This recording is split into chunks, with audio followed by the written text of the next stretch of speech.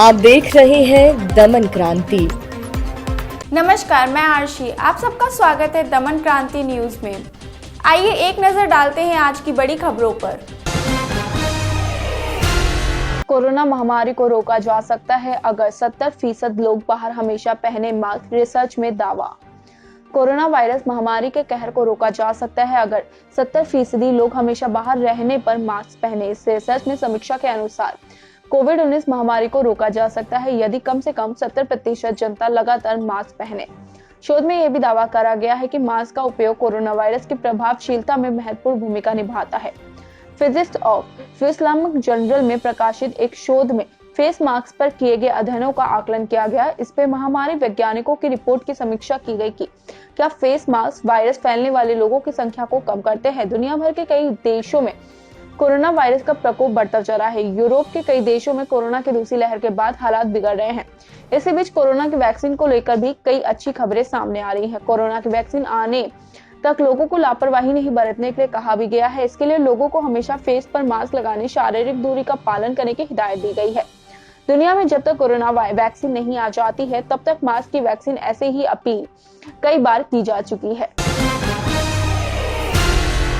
गाजीपुर में कूड़े के पहाड़ में लगी आग, दमकल की गाड़ियां मौके पर, धुएं से आसपास बड़ा प्रदूषण।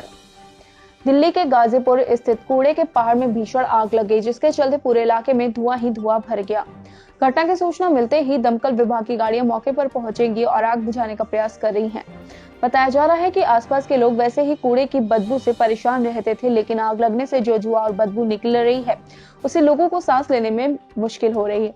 जानकारी तो यह भी मिल रही है कि आग रात से लगी है। दिल्ली में आज पहले से ही वायु गंभीर श्रेणी में है और इसे आग लगने से अधिक इजाफा हो चुका है।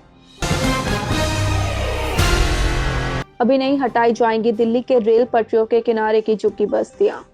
राष्ट्रीय राजधानी में रेल पटरियों के किनारे बसी लगभग 48,000 झुग्गी बस्तियों को अभी नहीं हटाया जाएगा। केंद्र सरकार ने मंगलवार को सुप्रीम कोर्ट को बताया कि इस मामले में उसे अंतिम निर्णय लेने के लिए और समय लगेगा। कोर्ट अब इस पर 4 हफ्ते बाद सुनवाई करेगा। केंद्र सरकार ने पीठ को भरोसा दिलाया कि इस दौरान अतिक्रमण हटाने की कार्रवाई नहीं की जाएगी। Chief justice S A Bobde की अध्यक्षता वाली 3 सदस्यीय पीठ के समक्ष केंद्र सरकार की ओर से पेश सॉलिसिटर जनरल तुषार मेहता ने कहा कि इस मामले को लेकर विचार विमर्श जारी है। इस पर फैसला लेने के लिए सरकार को और वक्त चाहिए। पीठ ने उनके आग्रह किया है कि सुनवाई 4 हफ्ते के लिए टाल दें। गत सितंबर में सरकार ने सुप्रीम कोर्ट से कहा था कि शहरी विकास मंत्रालय, दिल्ली सरकार और रेलवे के बीच बैठक पर 4 हफ्ते के भीतर उसका समाधान निकालने का प्रयास किया जाएगा। शीर्ष अदालत कांग्रेस नेता व पूर्व केंद्रीय मंत्री अजय माकन की इस याचिका पर सुनवाई कर रही है, जिसमें 31 अगस्त के फैसले को चुनौती दी गई है। पहाड़ों पे बर्फबारी से दिल्ली में शीतलहर, सुबह शाम ठिठुरन, आज से राहत की उम्मीद। उत्तर भारत के पहाड़ों पे लगातार हो रही बर्फबारी की वजह से दिल्ली में ठंड बढ़ गई है और यही वजह है कि अब सुबह और शाम को ठिठुरन का अधिक एहसास हो रहा है।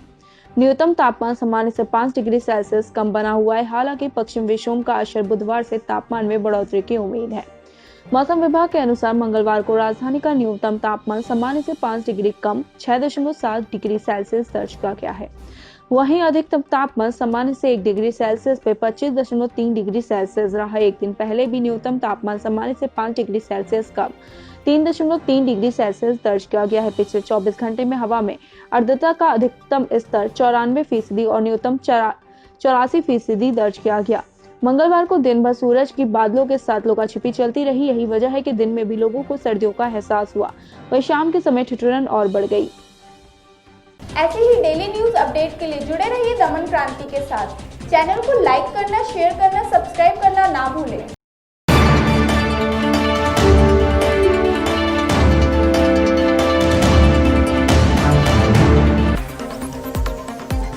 आप देख रहे हैं दमन क्रांति।